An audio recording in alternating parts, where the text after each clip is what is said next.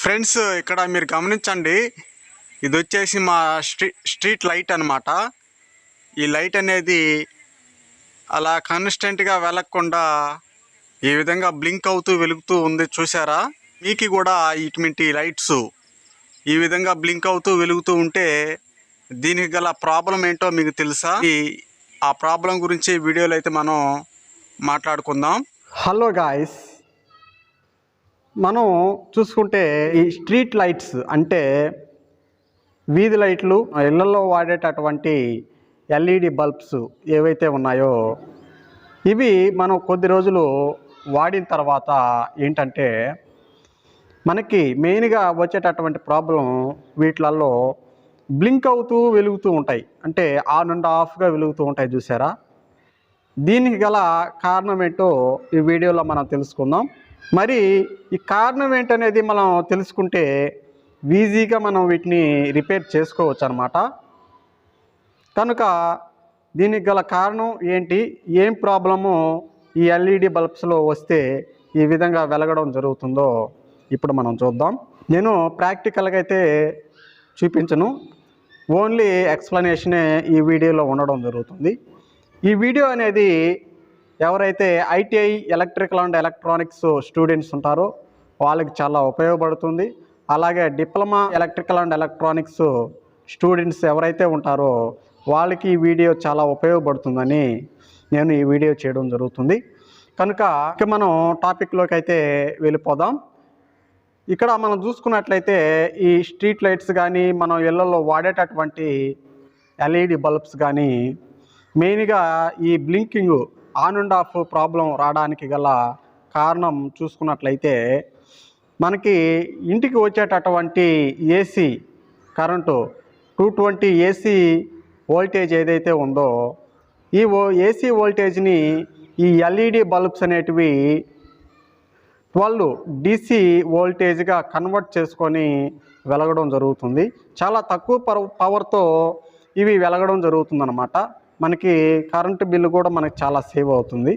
అయితే ఇవి మనం కొద్ది రోజులు వాడిన తర్వాత బ్లింక్ అవుతూ ఆన్ అండ్ ఆఫ్గా వెలుగుతూ ఉంటాయి. దీనికి గల మెయిన్ కారణం మనం చూసుకున్నట్లయితే ఈ బల్బులలో ఒక చిన్న మైక్రో ట్రాన్స్ఫార్మర్ అనేది ఒకటి ఉంటుంది.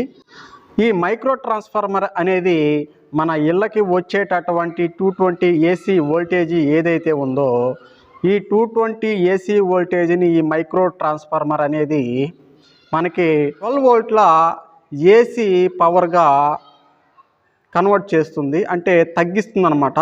ఈ 220 ఏసీ వోల్టేజీ ఏదైతే ఉందో దీన్ని 12 వోల్ట్ల ఏసీ వోల్టేజీగా రెడ్యూస్ చేస్తుంది ఈ మైక్రో ట్రాన్స్ఫార్మర్ అనేది.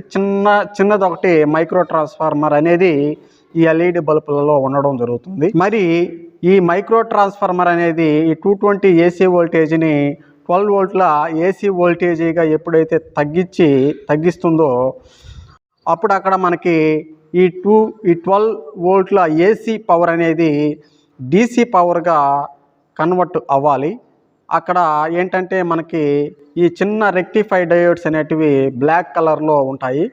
ఈ రెక్టిఫై డయోడ్స్ అనేటివి ఆ తగ్గించినటువంటి 12 ఏసీ వోల్టేజీ ఏదైతే ఉందో ఈ 12 ఏసీ వోల్టేజీని డైరెక్ట్గా DC వోల్టేజ్గా కన్వర్ట్ చేస్తాయి ఈ చిన్న రెక్టిఫై డయోడ్స్.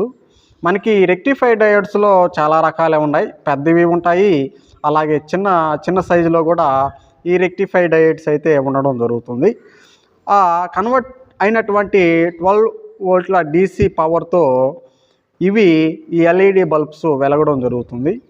అయితే మనకి ఇక్కడ మెయిన్గా వచ్చేటటువంటి ప్రాబ్లం ఏంటంటే 220 ఏసీ వోల్టేజీని ఈ మైక్రో ట్రాన్స్ఫార్మరు మనకి 12 ఏసీ వోల్టేజీగా తగ్గించి ఆ 12 ఏసీ వోల్టేజీ ఈ రెక్టిఫై డయోడ్స్ 12 DC వోల్టేజీగా మార్చే క్రమంలో ఈ రెక్టిఫై డయోడ్స్ ఇన్కేస్ కాలిపోయినట్లయితే ఈ రెక్టిఫై డయోడ్స్ ఎప్పుడైతే కాలిపోతాయో ఆ 12 ఏసీ వోల్టేజీ అనేది మనకి DC వోల్టేజ్కి కన్వర్ట్ అవ్వదు.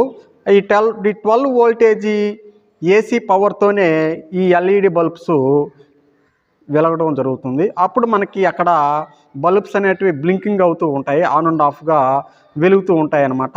మనకి మెయిన్గా ఇక్కడ చూసుకున్నట్లయితే ఈ రెక్టిఫై డయోడ్స్ కాలిపోవడం వలన మనకి ఈ ప్రాబ్లం అనేది రావడం జరుగుతుంది. కనుక మనం సింపుల్గా ఆ ఎల్ఈడి బల్బ్ విప్పినప్పుడు అక్కడ మనకి ఆ రెక్టిఫై డయోడ్స్ చిన్నవి బ్లాక్ కలర్లో ఉంటాయి. ఇవి కనుక మనం మార్చుకున్నట్లయితే ఇక మనం ఈ బల్బ్కి మనం పవర్ ఇచ్చినప్పుడు కన్సిస్టెంట్గా వెలగడం జరుగుతుంది. ఇది ఫ్రెండ్స్ ఈ వీడియోలో నేను చెప్పదలుచుకున్నటువంటి అంశము. ఈ వీడియో కనుక మీకు నచ్చినట్లయితే ఖచ్చితంగా మీరు స్టూడెంట్స్ అయినట్లయితే ఖచ్చితంగా లైక్ చేయండి. ఇటువంటి లేటెస్ట్ వీడియోస్ని మీరు పొందాలనుకుంటే ఇప్పుడే మన ఛానల్ సబ్స్క్రైబ్ చేసుకోండి. Thank you for watching.